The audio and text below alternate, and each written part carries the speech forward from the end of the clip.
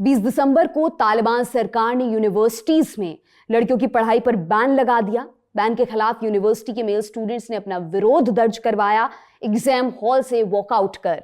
हर तरफ इसकी चर्चा हो रही है, होनी भी चाहिए। ताकत को टक्कर देते ये छात्र उम्मीद जगाते हैं कि अभी सब कुछ खत्म नहीं हुआ है, कि लड़ाई बड़ी जरूर है पर लड़ने की हिम्मत भी कम नहीं है। 15 अगस्त 2021 को यानी 20 बरस बाद तालिबान अफगानिस्तान की सत्ता पर दोबारा काबिज हुआ। सबको बड़े बड़े सपने उसने दिखाए, तालिबान 2.0 बेहतर होगा, ऐसा झूठ फैलाया गया। तालिबान के राज में महिलाओं को बराबरी का दर्जा दिया जाएगा, ऐसी बड़ी बड़ी बातें भी की गई। लेकिन बहुत ही कम समय में तालिबान की सच्चाई सबके सामने आ गई है। जिस चीज का डर था, तालिबान एक बार फिर से वही कर रहा है। 1996 में तालिबान पहली बार अफगानिस्तान की सत्ता पर काबिज हुआ। सत्ता में आते ही महिलाओं के हक छीने गए।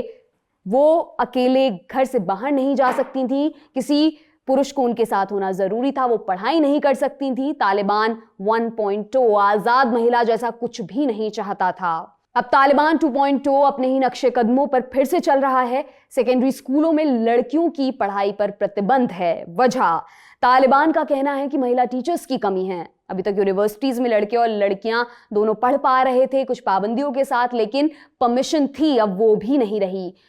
उन पर बैन लगा दिया गया। साथ ही कहा गया यूनिवर्सिटीज लड़कियों के लिए मुफीद नहीं है, जब हो जाएंगी तब बैन हटा लिया जाएगा। मतलब लड़कियों की एजुकेशन में वेट। लेकिन क्यों? क्या महिलाएं अपनी पूरी जिंदगी बुनियादी अधिकारों की लड़ाई लड़ने में बिता दें? क्या उन्हें एक बेहतर जिंदगी, एक बेहतर कल की उम्मीद नहीं करनी चाहिए? यूनिवर्सिटीज का माहौल उनके लिए मुफीद नहीं है, तो क्या डर का माहौल मुफीद है? आज इन्हीं सब सवालों पर विस्तार से चर्चा करेंगे।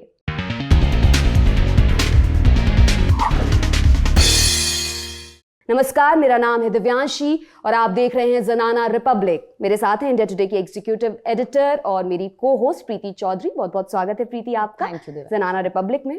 प्रीति, तालिबान ने अफगानिस्तान में महिलाओं की शिक्षा पर बैन लगा दिया। वो यूनिवर्सिटीज नहीं जा सकती हैं, ऐसा फरमान आया और वो लागू भी हो गया है। लड़कियों के लिए सेकेंडरी स्कूल्स भी बंद हैं। तालिबान महिलाओं को किस तरह ट्रीट करता आया है? पहले भी जब तालिबान का शासन रहा था तब किस तरह से महिलाओं को ट्रीट, ये किसी से भी छिपा हुआ नहीं है।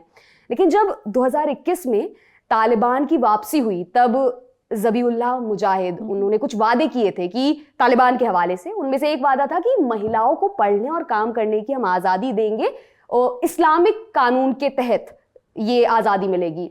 और अब जिस तरह की चीज़ें अफगानिस्तान में महिलाओं के साथ हो रही हैं, जिस तरह से उन्हें उनके बेसिक राइट्स, उनकी आज़ादी से वंचित रखा जा रहा है, वो आपके नज़रिए से क्या दिखाता है? क्या तालिबान अपने विभत्स, वो जो डरावना रूप हम देखते आए हैं, उससे वापसी कर रहा है? और ये अफगानिस्तान की महिलाओं के लिए कितना कितना डरावना है? दिवांशी, इसमें मुझे लगता है कि जिन जर्नलिस्ट ने, पत्रकार ने जो पूरी ट्रैजेक्टरी है, मान लीजिए तालिबान की शुरू से लेके अब तक, जो वुमेन राइट्स हैं वहां पर, जो महिलाओं के अधिकार हैं, फॉलो की है, तो मुझे लगता है तालिबान की नीयत नहीं बदली है, हमारी ही नीयत बदली है। और मैं ये क्यों बोलती हूँ हमारी नीयत बदली है, क्योंकि जो भी कंट्रीज ने उस टाइम सपोर्ट किया था, जब तालिबान मतलब जो द रीजन जो आपका था कि आप अफगानिस्तान में थे, other than terror, human rights भी एक रीजन उसका बहुत बड़ा था। जब तालिबान वापस आया, जब अमेरिका ने छोड़ा अफगानिस्तान, तो उन्होंने एक प्रॉमिस उनको दिया गया था कि ह्यूमन राइट्स, विमेन एम्पावरमेंट हम करेंगे, ऐसा नहीं है नहीं करेंगे। ये तभी वादे जो, उस वक्त अगर आपको याद है दिवांशी, कितनी सारी महिलाएं वहां पर रोड्स पर थी, छाती पीट पीट के कह रही थी कि ये तालिबान है, इनको आप अच्छे से जानते हैं, ये नहीं करेंगे, ये नहीं करेंगे। इन्होंने मतलब कितनी बार ये बोला था और उन्होंने पूरा एक मैसेज दिया था, सिर्फ अमेरिका को नहीं, पूरे वर्ल्ड को, जितने भी देश हैं जिन्होंने अफगानिस्तान में स्टेक होल्डर्स जो रहे थे, कि आप मत जाइए क्योंकि ये वापस ही वही होगा। पर जो सारे और कंट्रीज थी, आपने वो जो आपको पता था ये खोखले प्रॉमिस हैं, ये खोखले वादे हैं, ये कभी पूरे नहीं होंगे, क्योंकि तालिबान अपनी नीयत से नहीं हटा है, तालिबान ने वही किया है और आपने ये होने दिया है। आप अपनी देखरेख में ये आपने होने दिया है। मुझे लगता है as a community in the world, as countries in the world who had मतलब जो पहले अफगानिस्तान में थी, not just for terrorism but for human rights, एक बहुत लेट डाउन है जो वहां का पूरा where women rights are concern, human rights are concern. और मतलब आपने बस उसको कहीं आपने दूसरी तरफ देख लिया कि ये तो जो हो रहा है होने दो, ये खुद ही मर कट के ये सब हो जाएगा, हमको इससे कुछ लेना देना नहीं है। ये मुझे नहीं लगता कि ये तालिबान की नीयत में है। तालिबान हमेशा से ही ऐसा था, और जो इन्होंने वादे किए थे सबको पता था ये खोखले वादे रहेंगे। कितनी महिलाएं जो छोड़ छोड़ के अफगानिस्तान भागी थी उस वक्त, सबने यही बोला था। जो कितनी उनको मार दिया गया था, उन्होंने यही किया था। जो छोटी छोटी बच्चियां थी, मैं ये जानना चाहती हूँ देवांशी अगर कि वो कहाँ है। अगर आपको याद है एक लड़कियों की जो फुटबॉल टीम थी वो कहाँ गई, वो हॉकी टीम कहाँ गई, ये सारे जो पूरा एक एम्पावरमेंट, वो पूरा फुल सर्कल जो जा रहा था वो कहाँ गया, अभी सब दब गया है। और ये आपको हम सबको पता था ये होने वाला है और हमने ये होने दिया। 1.5 साल बीत गए कि 2021 15 अगस्त को तालिबान वापस अफगानिस्तान की सत्ता पर काबिज हुआ था, और बहुत जल्दी बदलते हुए वो जो खोखले वादे अभी प्रीति बात करनी थी जिनकी, उनकी सच्चाई सबके सामने आ रही है। प्रीति, ये बैन लगाने के पीछे तालिबान की तरफ से कुतर्क आया है ये कि लड़कियों के लिए यूनिवर्सिटीज का माहौल अच्छा नहीं है। लड़कियों के स्कूल जाने पर जब तालिबान ने बैन लगाया था तब कहा था कि महिला टीचर्स हमारे पास नहीं हैं। वर्ल्ड बैंक की रिपोर्ट कहती है कि तालिबान के आने से पहले लेबर फोर्स में महिलाओं की जो संख्या है, अफगानिस्तानी महिलाओं की संख्या 22% थी। तालिबान के आने के बाद 15% रह गई, और ये बहुत ही ड्रास्टिक चेंज हुआ, बहुत जल्दी चेंज हुआ। महिला टीचर्स नहीं है तो लड़कियां स्कूल नहीं पढ़ने जा सकती, और महिलाओं के काम करने पर पाबंदी है। तो ये दो तरफा बात हो गई। इसमें बस यही समझ में आता है जो आपने बात की थी कि उनकी नीयत नहीं है। क्या कहेंगी आप? बिल्कुल सही, उनकी नीयत नहीं है। क्या प्रॉमिस किया था कि एक सॉफ्टर रूल होगा तालिबान का इस बार, जैसा इतना हार्श रिलीजियस जो डिक्टेट्स थे वो कुछ भी नहीं होगा। ये सब प्रॉमिस किया गया था भाई, उन्होंने बोला था कि वो करेंगे। अगर आपको याद है, मुझे भी याद है, एक प्रेस कॉन्फ्रेंस हुई थी और पूरी उस प्रेस कॉन्फ्रेंस में बाकायदा बोला गया था कि हम सपोर्ट करेंगे अंडर इस्लामिक शरिया लॉ, हम सपोर्ट करेंगे वुमेन की एजुकेशन। और मुझे ये भी याद है कि वो जो तोलो न्यूज, उसमें जो बहुत सारी महिलाएं छोड़ के गई थी, जो न्यूज रीडर्स थी, मैं बार बार हम उनके इंटरव्यूज करते थे, जो उनमें एम्प्लॉइज थी, वुमेन एंकर्स थी, सडनली उन्होंने पूरा अपने आप को ढकना मतलब कवर अप किया। और बहुत सारी उन महिलाओं से हम जब बात करते थे वो यही कहते थे कि आप लोग जानते नहीं हैं क्या तालिबान को। इतनी सारी जो हेरोइंस निकली थी उस वक्त जिन्होंने जम के लड़ा था, बहुत सारी बहुतों को मार दिया गया था। एक महिला इतना जोर जोर से रोई थी मेरे शो पे कि आप देख नहीं रहे हैं, ये वही होगा, और वही हुआ है। धीरे धीरे बद से बदतर स्थिति हुई है, और जिन कंट्रीज को लग रहा था कि मतलब ये इस बार ये सॉफ्टर रूल था, सबको पता था कि क्या होने वाला है, और आपने एक्सेप्ट किया है। तो ये मुझे नहीं लगता ये तालिबान पे इतना वो है, ये आपके ऊपर ज्यादा डॉक्यूमेंट्री देता है कि आपने ये होने दिया है। अगली बात आती है सॉलिडारिटी की। शुरुआत में हमने जिक्र किया उस वीडियो का जिसमें मेल स्टूडेंट्स फीमेल स्टूडेंट्स के समर्थन में एग्जाम हॉल से वॉकआउट करते हुए नजर आए। कितने बड़े एग्जाम्पल के तौर पर आप इसे देखती हैं, और क्यों ऐसा किया जाना लगातार जरूरी है अफगानिस्तान में? और एक और सवाल इसमें बड़ा आता है कि क्या तालिबान ये करने भी देगा? अगर लोग चाहते भी हैं खिलाफ, तो तालिबान तो दमन करेगा। छोटे छोटे प्रोटेस्ट हुए, उन्हें रोक दिया गया, उन्हें दबा दिया गया, तो कैसे लोग अपनी वहां पर लड़ाई लड़ेंगे? मेल स्टूडेंट्स भी समर्थन में आ गए, फीमेल भी कर रही हैं। How do you see it Preeti? नहीं, अगर आप देखें कि मेल कर रहे हैं, फीमेल कर रहे हैं, दिवांशी, जब तालिबान ने टेक ओवर किया था अफगानिस्तान, जैसे जैसे नेटो फोर्सेस थी, जैसे अमेरिका था, जैसे उन्होंने छोड़ी टेरिटरी धीरे धीरे कर जो निकल सकते थे उस वक्त वो निकल गए थे। जिनके पास मीन्स थे, जिनके पास औजार थे कि वो निकल पाए, जिनके पास डिप्लोमेटिक एक्सेस था, वो सब निकल गए उस वक्त। अब जो लोग रह गए हैं, इन लड़कों ने वॉकआउट किया, आपको पता नहीं क्या हुआ, इन पे क्या पनिशमेंट इनको दी गई, क्योंकि बहुत सारे मतलब जो मीडिया है सब कुछ कंट्रोल है वहां पर, जो इमेजेस हैं सब कुछ कंट्रोल है, आपको नहीं पता उनके साथ क्या हुआ है। और आप एक्सपेक्ट भी नहीं कर सकते कि उनको कोई तो सपोर्ट करेगा जब उनकी पूरी रिजीम ही ऐसी है, कोई कैसे कुछ बोलेगा। और मुझे नहीं लगता, अगर आप ईरान में देखें कितना लंबा वो चला था बुर्के के अगेंस्ट प्रोटेस्ट, और अब जाकर मुझे तो आई एम अमेज्ड कि जितना सपोर्ट मतलब ईरान को मिला, अगर अफगानिस्तान में भी हम थोड़ा दे पाते, हमने नहीं दिया। इंटरनेशनली हमने कितना सपोर्ट दिया था ईरान को, अब जाकर उनकी जो वो मॉरल पुलिस है वो बंद हुई है। अफगानिस्तान में मुझे लगता है ये छोटे मोटे प्रोटेस्ट हो जाएंगे और दब जाएंगे। इंटरनेशनल सपोर्ट की आपने अभी बात की, कई बड़े बड़े देश, बड़ी बड़ी ताकतवर सरकारें महिलाओं की यूनिवर्सिटी जाने पर जब ये बैन लगाया गया तो कंडेम किया इस पूरी चीज को। इवन भारत द्वारा भी तालिबान सरकार की आलोचना की गई। United states secretary of state Antony Blinken ने भी इसे स्ट्रांगली कंडेम किया और कहा कि तालिबान को इसके परिणाम भुगतने होंगे, वो इंटरनेशनल कम्युनिटी का हिस्सा ऐसे नहीं बन सकता। प्रीति, क्या सिर्फ इस पूरे बैन को, ये जो पूरी चीज तालिबान ने की है अफगानिस्तान में, महिलाओं की शिक्षा को, महिलाओं की यूनिवर्सिटी जाने को बैन करके, क्या सिर्फ इसे स्ट्रांगली कंडेम कर देना काफी है, या इंटरनेशनल कम्युनिटी, ताकतवर सरकारें, संगठन, यूएन सब मिलकर कुछ मजबूत कदम उठा सकते हैं जो इतने दिन से शायद नहीं उठाए और तब ऐसा हो गया? अब क्या इसे जो इस तरह की चीज वहां पर हुई है, इसे बंद करने के लिए क्या वो कुछ कर सकते हैं?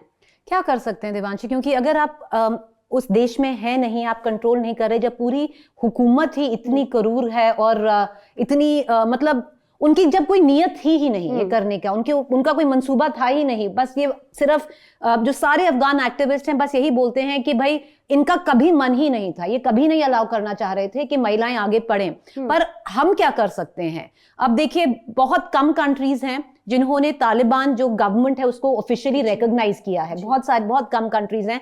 जी हाँ, जैसे पाकिस्तान मान लीजिए, चाइना मान लीजिए, वो डिप्लोमैट्स रिकॉग्नाइज करता है उनके। पर अल्टीमेटली अगर आप फंडिंग जैसे बात होती है कि और ये catch-22 सिचुएशन है, क्योंकि अगर आप ना भी दें फंडिंग, जैसे अगर यूएन फंडिंग ना दे, अमेरिका फंडिंग ना दे, जो ताकतवर देश हैं अफगानिस्तान को फंडिंग ना दे, तो फिर जो उनकी पॉपुलेशन है वो सफर करेंगी, क्योंकि बहुत सारी फंडिंग ह्यूमैनिटेरियन ग्राउंड्स पे दी जाती है, क्योंकि वहां पर 1-2 महीने पहले खाने पीने के लिए कुछ नहीं था। एक पूरा एक्चुअली ड्राउट स्थिति थी कि they didn't even have grains to eat, उनका इतना बुरा हाल था। तो फिर आप अगर फंडिंग रोक लेते हैं क्योंकि आप क्रैकडाउन करना चाहते हैं और उन पे सैंक्शंस लगाना चाहते हैं, तो सरकार तो सफर करे और उनका जो परसेप्शन है सफर करे, पर जो लोग हैं वो भी सफर करेंगे।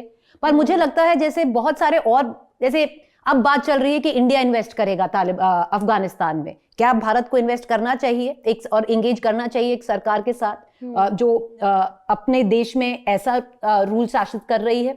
वो सोचने की बातें हैं। और हार्ड सैंक्शंस तो लगे ही हुए हैं, और जैसे तालिबान कोशिश कर रहा है कि उससे ज्यादा उससे एंगेज किया जाए, पर जो ऑप्शन है अभी, क्योंकि अब जब सारी फोर्सेस रिट्रीट हो गई हैं वहां से, मुझे डिप्लोमैटिकली बहुत कम ऑप्शंस लगते हैं until and unless there is a major shift that the world takes। Preeti, Afghan cricketer Rashid Khan हैं, उन्होंने #LetAfghanGirls learn इसके साथ एक पोस्ट किया फेसबुक पर, ये जो पूरा मसला हुआ इसके बाद, जिसमें उन्होंने महिलाओं की शिक्षा की इंपॉर्टेंस बताई है और साथ में ये भी बताया कैसे हर मुस्लिम के लिए शिक्षा जरूरी। उन्होंने एक कोट किया है, जब कानून की बात होती है कि इस्लामिक कानून के दायरे में ये सारी चीजें होंगी, तो ये फिर से दो तरह की बातें हमारे सामने आती हैं। तालिबान कहता है कि शरिया कानून के मुताबिक महिलाओं को पढ़ने का अधिकार हम नहीं दे रहे, और तमाम चीजें इस पूरे पर्सपेक्टिव में रखी जाती हैं उनके द्वारा, तालिबान द्वारा। लेकिन फिर राशिद खान की जैसी पोस्ट थी, उस तरह की पोस्ट भी सामने आती। तो हम किसको देखें, किस पर विश्वास करें, और क्या मैसेज जा रहा है इससे पूरा इस्लामिक कम्युनिटी पर भी, पूरे वर्ल्ड पर भी? देखिए, जो इस्लामिक स्कॉलर्स हैं उन्होंने साफ देवांशी एक चीज तो बोली है कि जो भी ये हम इस्लामिक लॉ की बात करते हैं, जो शरिया लॉ की बात करते हैं, ऐसा नहीं है कि उसमें महिलाओं के लिए एजुकेशन बिल्कुल बंद है। तो ये जो इंटरप्रिटेशन है जो तालिबान का, वो उनका इंटरप्रिटेशन है।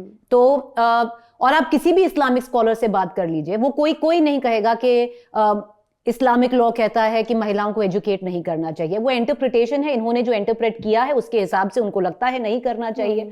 और बाकी, और आप अदर कंट्रीज देखिए, ऐसा नहीं है कि वहां पर जो बिल्कुल इस्लामिक कंट्रीज हैं, सऊदी अरेबिया में जो आप देखिए, बाकी जो ईस्ट में इतनी सारी कंट्रीज हैं जहां पर फुल आपको, मतलब ऐसा नहीं है कि आपके गर्ल्स की एजुकेशन पे कोई बैन है या कुछ है। तो ये एक तालिबान एक फोर्स है, ये उसका वो है, और इसमें आप क्या कर सकते हो? मुझे नहीं लगता मैं और आपकी ये बातें हैं, ये बहुत बड़ी बातें हैं, ये डिप्लोमैटिक इंटरवेंशन की जरूरत है इसमें। अब वो होगा, वो देखा जाए। एक और चीज आती है अगर हम अफगानिस्तान का इतिहास खंगालें, हिस्ट्री में जाएं, तो साल 1926 में जब अफगानिस्तान पर अमानुल्लाह खान का शासन हुआ करता था, उनकी पत्नी क्वीन सोराया वो बहुत लड़कियों को, औरतों को बढ़ावा देने की बात करती थी और देश की सेवा में महिलाओं के योगदान की बात करती थी। उस समय पर जो अफगानिस्तान में महिलाएं थीं वो सशक्त थी और करीब 100 साल पहले की बात हो गई है। औरतों को पर्दे में रहने की जरूरत नहीं थी, वो अपने हिसाब से ड्रेसअप कर सकती थी, ड्रेस कोड था।